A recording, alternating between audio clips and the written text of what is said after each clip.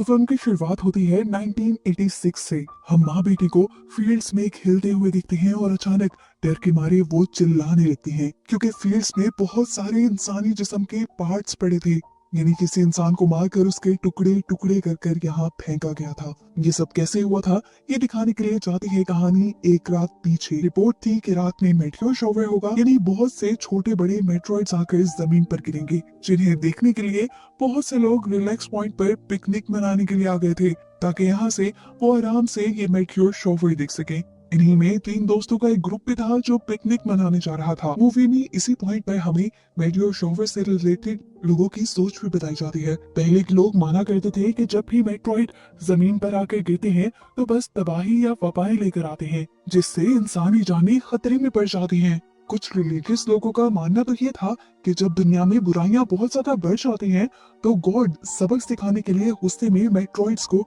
जमीन पर फेंकते हैं, इंसानों की सजा के तौर पर। खैर मूवी दोबारा कंटिन्यू होती है और हम कैस्टर के ग्रुप को देखते हैं जो जब जंगल से गुजर रहे थे तो इन्हें रास्ते में एक बूढ़े आदमी ने रोक लिया, जो कोई और नहीं बल्कि बूढ़ा पोपॉय ही था। वो इन्हें यहाँ से वापस जाने की सलाह देता है और मेट्रॉइड्स के खतरे का भी बताता है, पर ये लोग जब उसकी बात नहीं सुनते तो वो यहाँ से चला जाता है और ये लोग अपना सफर कंटिन्यू कर देते हैं। पिकनिक साइट पर जब ये लोग पहुँचते हैं तो देखते हैं कि इनके 2 दोस्त पहले से ही यहाँ पहुँच चुके थे और उन्होंने यहाँ पर सारी पिकनिक की तैयारी भी कर ली थी। कैस्टर की बहन ओलिव यहाँ सब कुछ चेक करने के लिए जाती है और थोड़ी ही दूरी पर देखती है कि 2 लड़के बेरहमी से एक बूढ़े आदमी को मार रहे थे। वो जब उन्हें रोकने लगी तो उन्होंने गंदी नजर ओलिव पे ही रख ली, लेकिन जब देखा कि ओलिव के पीछे उसके भाई और दोस्त भी हैं, तो वो दोनों लड़के वहाँ से डरकर भाग गए। ये लोग इस बूढ़े आदमी की मदद करने के लिए यहाँ आए। इस बूढ़े आदमी के हाथ एक कॉमिक बुक थी जिस पर वो बहुत बिलीव करता था और वो इन सबसे कहता है तो मानो या ना मानो ये मेट्रॉइड्स, ये कॉमिक यहाँ के इंसानों को म्यूटेंट्स बना देंगे, एक अलग ही क्रिएचर में बदल देंगे। वो भी इनसे यही कहता है कि बहुत बुरा होने वाला है यहाँ पर कुछ, जितना जल्दी हो सके यहाँ से निकल जाओ इससे पहले कि कुछ बहुत बुरा हो जाए। ये मेटियोर्स ईवल है, शैतानी है, लेकिन ये बच्चे उसकी बात अभी भी नहीं मानते और उसकी मदद करने के लिए उसे कुछ पैसे पकड़ाकर यहाँ से चले जाते हैं। थोड़ी देर में उनके 2 दोस्त और भी आ गए जो उन सबके लिए ड्रग्स लेकर आए थे और ये लोग ड्रग्स लेकर अब नशे में धुत हो गए। शाम भी हो गई थी और हमें यहाँ पर दी पोपॉय को दिखाया गया जो अपने लिए फिशिंग कर रहा था और तभी मेटियोर शॉवर भी शुरू हो गया। पोपॉय ये सब देखकर बहुत ज्यादा खुश हो रहा था और इसी दौरान एक छोटा सा मेट्रॉइड आकर उसकी सिगार के अंदर गिर गया। पोपॉय को उस बारे में पता ही नहीं चला और उसने सिगार इनहेल कर ली, जिसके बाद उसकी हालत बिगड़ने लगी। उसकी हालत मरने के करीब हो गई थी। वो तड़पने लगा था, लेकिन तड़प तड़प कर वो मरा नहीं बल्कि उसकी बॉडी म्यूटेट होने लगी। उसकी बॉडी के बहुत सारे पार्ट्स बड़े हो गए और वो एक म्यूटेंट इंसान बन गया। म्यूटेंट इंसान बनते ही उसकी सारी तकलीफें भी खत्म हो गई। वो अब फिशिंग छोड़कर पानी से बाहर निकल आया और उसके सामने आ गए वही दोनों लड़के जो पहले भी बूढ़े आदमी को बुली करते हुए दिखाए गए थे। वो इसे भी बुली करने का सोचते हैं और एक लड़का आकर पोपॉय को पंच कर देता है।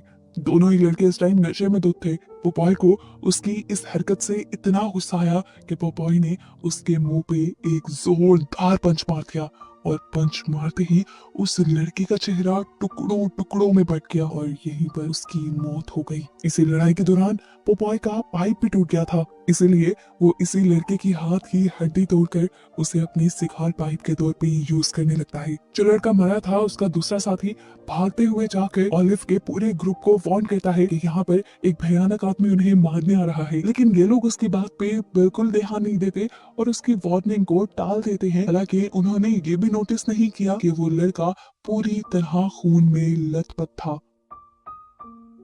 अब इन्हीं के ग्रुप का एक लड़का चला जाता है वॉशरूम में। इसी दौरान वॉशरूम की जरूरत पोपॉय को भी पड़ जाती है। वो दरवाजा खोलकर अंदर आ जाता है और वो लड़का उसे ऐसे देख रहा होता है जैसे पूछना चाह रहा हो कि क्या प्रॉब्लम है। पोपॉय उसे ऐसे देखने पर उसका सर पकड़ लेता है और इतनी जोर शोर से घुमाता है कि उसका सर टूटकर पोपॉय के हाथ में आ जाता है। सर धड़ से अलग हो जाता है, जिसके बाद पोपॉय ने बेदर्दी से उसका सर साइड में फेंक दिया जैसे वो एक रैपर हो और फिर उसी की बॉडी के ऊपर बैठ गया। आखिरी मर्तबा उस लड़के के सर को दिखाया गया जिसकी आंखें बहुत ही डरावने अंदाज में हिल रही थी और आखिर फिर वो पूरी तरह मर गया। दोबारा अब हम इनके ग्रुप को देखते हैं जिसमें से एक कपल टेंट में चला जाता है और बाकी चारों लोग आसमान के नीचे लेट कर मेटियोर शॉवर के सीन्स एंजॉय करने लगते हैं। बातों ही बातों में इन्हें अंदाजा होता है इनका जो साथी वॉशरूम में गया था वो अभी तक आया नहीं। ये डर जाते हैं और उसे ढूंढने का डिसाइड करते हैं और इतनी ही देर में इनके टेंट्स के करीब आ जाता है पोपॉय। टेंट के अंदर वो कपल था। पोपॉय ने जाते ही लड़के के सर के अंदर उसके हाथ में मौजूद हड्डी स्टैब करते हुए उसे मार डाला, जिसके बाद उसने लड़की को मारने के लिए भी उसका सर घुमाते हुए उसका सर धड़ से अलग कर दिया। यहाँ पर इन चारों को अभी तक अपना बिछड़ा हुआ साथी नहीं मिला था। ये लोग दो में बैठकर उसे ढूंढने का फैसला करते हैं। कैस्टर और उसकी गर्लफ्रेंड दूसरी तरफ चले जाते हैं, जबकि ओलिव और उसके साथी दूसरी तरफ। इन्हें यहाँ पे एक मेटियोर पड़ा हुआ मिलता है, जबकि दूसरी तरफ कैस्टर और उसके साथी को मिल जाती है अपने साथी की लाश, जिसके ऊपर सर भी नहीं था। ये लोग इसे देखकर बुरी तरह घबरा गए। इन्होंने भी चीख मारी, जबकि दूसरी तरफ ओलिव ने भी चीख मारी। अब ओलिव ने क्यों चीख मारी थी? ओलिव को उसके साथी प्रपोज करने लगी थी, लेकिन चीख मारने की बजाय ये प्रपोजल नहीं था। ठीक प्रपोज करने के टाइम पे ही एक मेटियोर आकर उस लड़की के सर के आर पार हो गया जो ओलिव को प्रपोज कर रही थी, और ये भयानक अपनी आंखों के सामने मौत देखकर ओलिव की चीख निकली थी। डरकर उसने दोबारा कैंप की तरफ जाने का डिसाइड किया, और वहां कैस्टर और उसकी साथी भी कैंप की तरफ ही जा रहे थे, और रास्ते में ही इन तीनों का टकराव हो गया। तीनों ने ही चीख मारी और डर कर यहाँ पर दोनों ही डरावनी न्यूज एक दूसरे को शेयर कर दी। इनका डर और भी बढ़ने लगा था। अब तो इन्हें पछतावा हो रहा था कि इन्होंने यहाँ के लोगों की बातें क्यों नहीं मानी। बार बार लोग इन्हें यहाँ से जाने को कह रहे थे। खैर ये लोग फैसला कर लेते हैं कि ये लोग जल्द ही वापस निकल जाएंगे, लेकिन कैसे निकलते? कैंप के पास जाकर देखा कि पोपॉय बड़े आराम से वहाँ पे बैठा एंजॉय कर रहा था, और ये तीनों हैरान परेशान रह गए कि वो बूढ़ा आदमी जिसे इन्होंने दोपहर में देखा था वो अब इतना ताकतवर कैसे हो गया था? ऐसा क्या जादू हुआ था उस पर? अब ये लोग परेशान थे कि ये लोग भागे कैसे, क्योंकि इनकी कार की चाबी भी टेंट में थी जिसके आगे पोपॉय बैठा था। ओलिव ने डिसाइड किया कि वो अपनी जान को खतरे में डालकर टेंट तक जाएगी। रेंगते हुए छुपते छुपाते वो टेंट के अंदर चली जाती है, जहां वो बाकी दोनों की लाश देखकर तो डर गई, लेकिन फिलहाल उसने शोर नहीं मचाया क्योंकि उसे अपना मिशन पूरा करना था। चाबी लेकर यहाँ से बाहर निकलना था। अभी तक उसे लग रहा था कि पोपॉय उसे नहीं देख पाया, लेकिन ये उसकी भूल थी, क्योंकि पोपॉय ने ही एकदम से उसकी टांगे पकड़कर उसे टेंट से बाहर निकाल दिया। इससे पहले कि पोपॉय ओलिव को खत्म कर देता, अपनी बहन को बचाने के लिए पीछे से कैस्टर पोपॉय का ध्यान भटकाता है और उसे अपनी तरफ लगा लेता है। ऐसे ओलिव की जान बच जाती है और वो जल्दी से गाड़ी की चाबी लेकर अपनी दूसरी साथी तक पहुंचती है। और ये दोनों जब तक अपनी कार के पास पहुंचते हैं तो दुख से इनका बुरा हाल हो जाता है, क्योंकि एक मेट्रॉइड ने इनकी पूरी कार तबाह कर दी थी।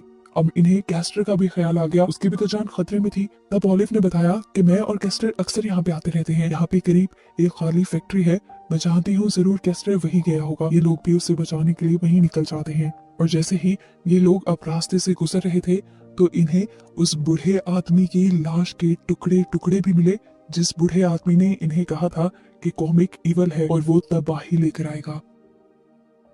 इससे पहले कि ये लोग कैस्टर को ढूंढने के ही होश आते, पोपॉय कैस्टर को लेकर इनके सामने आ गया। कैस्टर को बचाने के लिए उसकी गर्लफ्रेंड फौरन उसके करीब गई, लेकिन पोपॉय ने एक हाथ मारते हुए उसके मुंह को ही तोड़ दिया और वो वहीं पर मर गई। जिसके बाद उसने कैस्टर को यहाँ पर मौजूद एक केमिकल के टैंक में डाल दिया और उसे पूरी तरह गला दिया कि उसकी लाश की हड्डियां तक ना मिले। अब बच गई थी ओलिव, जो अपनी जान बचाने के लिए उस फैक्ट्री तक भाग जाती है, और वहां उसे एक आदमी मिलता है जिसके हाथ में एक शॉटगन थी। वो उसे सारी बात बताती है कि किस तरह एक आदमी उनके पीछे पड़ा है और ग्रुप के सारे मेंबर्स को मार चुका है। ओलिव की बातें सुनकर वो बूढ़ा आदमी उसे बुरा भला कहने लगा। उसकी बातों से ओलिव और डर गई, लेकिन इस सब में काम की बात उसने ये बताई कि उसने ऐसी सिचुएशन से और ऐसी चीजों से लड़ने के लिए कुछ बनाया हुआ था। वो क्या था दिखाया तो नहीं गया, लेकिन ओलिव ने जब वो देखा तो वो हद तक रह गई। तभी बाहर से इन्हें दोबारा आवाज आ गई। बूढ़े आदमी ने ओलिव को यहीं पे रुकने को कहा और खुद अपनी व्हील चेयर के साथ बाहर चला गया। बाहर जाते ही होना क्या था, पोपॉय ने इस आदमी को भी पकड़कर अपने हाथ में मौजूद हड्डी से मार मार कर खत्म कर दिया। इसी सब के दौरान ओलिव भी भागकर बाहर आ गई। वो पोपॉय से लड़ना चाहती थी, लेकिन उसे कंट्रोल करना पोपॉय के बाएं हाथ का खेल था। पोपॉय उसे साइड पे कर देता है। इससे पहले कि पोपॉय उसे मारता, ओलिव की किस्मत एक और मर्तबा चल जाती है और यहाँ पर वही जख्मी हुआ लड़का आ जाता है जिसने सबसे पहले आकर इन्हें पोपॉय के बारे में अलर्ट दिया था। वो लड़का पोपॉय के ऊपर हमला करता है, उसके शिकार से चलता हुआ मेट्रॉइड निकालकर उसी के ऊपर हमला कर देता है। ये हमला पोपॉय को ज्यादा नुकसान तो नहीं पहुंचाता, लेकिन उसे गुस्सा बहुत ज्यादा दिला देता है। इसलिए पोपॉय उस लड़के को एक हाथ से ही नीचे गिराते हुए उसके मुंह पे अपना पाँव रख के उसका मुंह बुरी तरह से कुचल देता है और उसे मार देता है। अब वो मेट्रॉइड जो पोपॉय ने गिराया था वो लग गया था ऑलिव के हाथ। ऑलिव ने जैसे ही उठाया तो उसके हाथ जलने लगे, लेकिन ऑलिव ने उसे छोड़ा नहीं और जाकर डाल दिया एक चैन सॉ मशीन के जनरेटर में, जिससे ये बड़ा सा चैन सॉ चलने लगा। यही चैन सॉ तो असल में उस बड़े आदमी ने बनाया था, जिसके बारे में उसने ऑलिव को भी बताया था। ऑलिव बहुत ही हिम्मत से इस चैन सॉ को चलाते हुए पोपॉय के पास पहुंच गई, लेकिन पोपॉय भी इस तरह हार मानने वाला नहीं था। उसने भी इर्द गिर्द कुछ टूल ढूंढे और उसे सिर्फ मिली एक हथौड़ी, जिससे वो ज्यादा अच्छे से लड़ तो नहीं सकता था क्योंकि सामने चैन सॉ था। ऑलिव ने बड़े ही अच्छे से दिमाग लगाया और एक ही वार में पोपॉय की बॉडी के 2 टुकड़े कर दिए, जिसके बाद उसे लगा कि फाइनली उसकी पोपॉय से जान छूट गई है। वो यहाँ से चली गई, लेकिन सुबह होने पर हमें दिखाया गया कि पोपॉय की लाश वहाँ पे नहीं थी, जिसका मतलब कि पोपॉय अभी जिंदा था। ऑलिव भी जो रात यहीं पर सो गई थी, सुबह उठने पर जब उसने ये नजारा देखा तो उसकी टेंशन और भी ज्यादा बढ़ गई। ऑलिव जानती थी कि वो कितना खतरनाक हो सकता है, इसीलिए वो उससे लड़ने की तैयारी में लग जाती है। कहानी में कुछ हफ्ते गुजर जाते हैं और हमें न्यूज के जरिए पता चलता है कि पोपॉय अब न्यूयॉर्क में पहुंच चुका था और जगह जगह तबाही फैला रहा था, और उसे खत्म करने के लिए यहाँ पर हमारी सुपर वुमन ऑलिव तैयार हो रही थी। उसने एक मैकेनिकल हाथ बनाया था पोपॉय से लड़ने के लिए, और बस इसी को दिखाते हुए ये कहानी यहाँ खत्म हो जाती है, इस मिस्ट्री के साथ कि क्या ऑलिव पोपॉय को खत्म कर भी पाएगी या नहीं।